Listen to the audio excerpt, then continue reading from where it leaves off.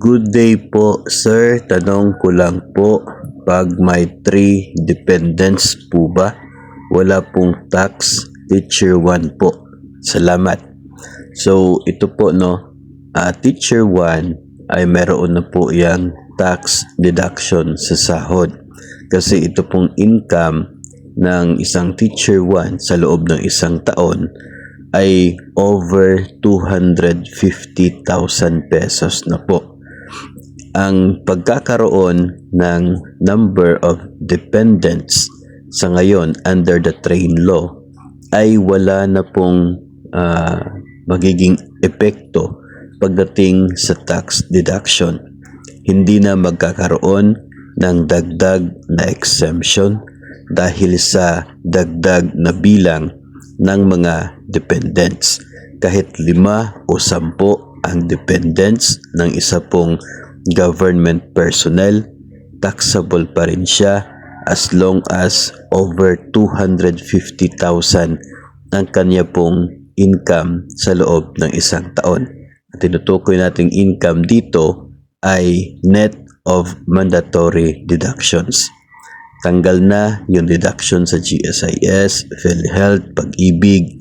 Kung mayroon kang mga monthly dues, ibabawas yan. Then yung matitira kapag over 250,000, taxable na yung excess doon regardless of the number of dependents.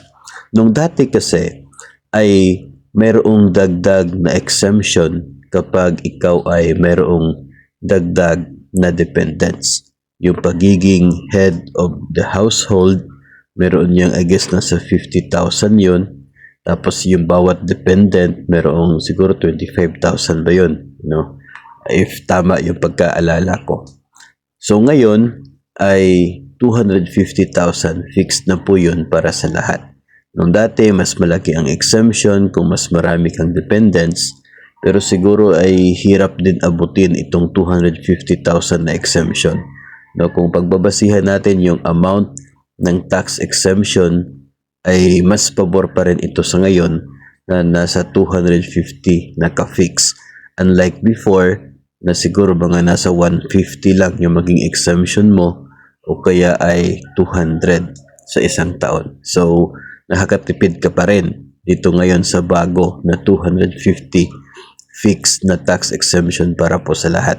Yung excess ng 250, yun lamang ang magkakaroon ng tax.